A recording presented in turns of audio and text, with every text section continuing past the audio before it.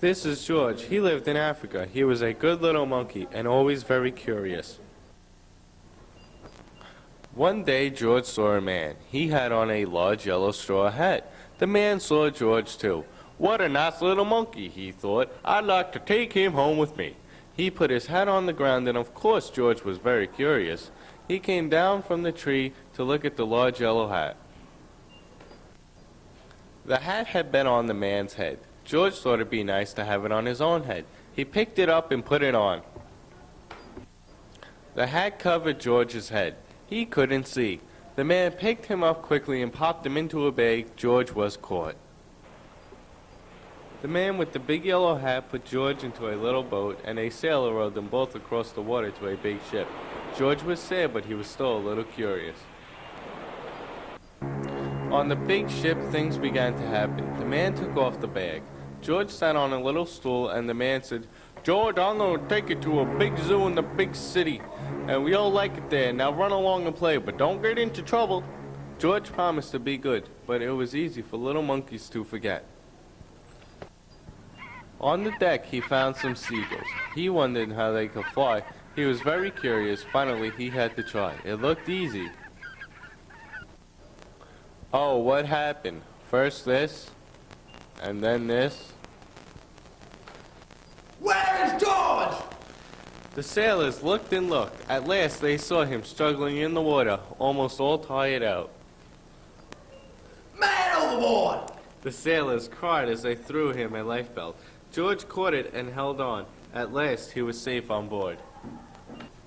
After that, George was more careful to be a good monkey, until at last the long trip was over. George said goodbye to all the kind sailors, and he and the man with the yellow hat walked off the ship onto the shore and into the city to the man's house. After a good meal and a good pipe, George felt very tired. He crawled into bed and fell asleep at once. The next morning, the man telephoned the zoo. George watched him. He was fascinated. The man went away. George was curious. He wanted to telephone too. 1, 2, 3, 4, 5, 6, 7. What fun! George had telephoned the fire station. The fireman rushed to the telephone. Hello? Hello? They answered, but there was no answer. When they looked for the signal on the big map that showed where the telephone call had come from, they didn't know it was George. They thought it was a real fire. Hurry, hurry, hurry! The firemen jumped onto the fire engines and onto the hook and ladders. Everyone out of the way! Hurry, hurry, hurry! The firemen rushed into the house. They opened up the door. No fire, only a naughty little monkey. Oh, catch him, they cried. George tried to run away. He almost did, but he got caught in the telephone wire. A thin fireman caught one arm and a fat fireman caught the other. You fool the fire department, they said.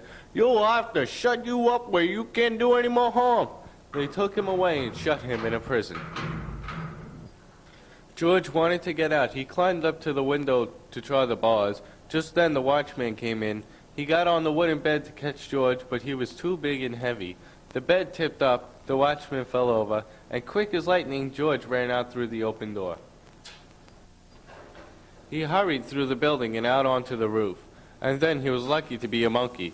Out he walked onto the telephone wires, quickly and quietly over the guard's head. George walked away. He was free. Down in the street outside the prison wall stood a balloon man. A little girl bought a balloon for her brother. George watched. He was curious again. He felt he must have a bright red balloon. He reached over to try to help himself. Instead of one balloon, the whole bunch broke loose in an instant. The wind whisked them all away, and with them went George, holding tight with both hands.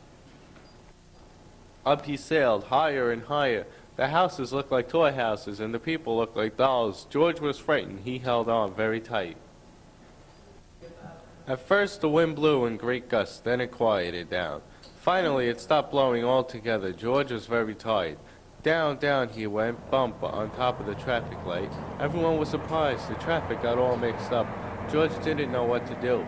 And then he heard someone call, George! He looked down and saw his friend, the man with the big yellow hat. George was very happy. The man was happy too. George slid down the post and the man with the big yellow hat picked him up under his arm. Then he paid the balloon man for all the balloons, and then George and the man climbed into the car, and at last, away they went. To the zoo! What a nice place for George to live!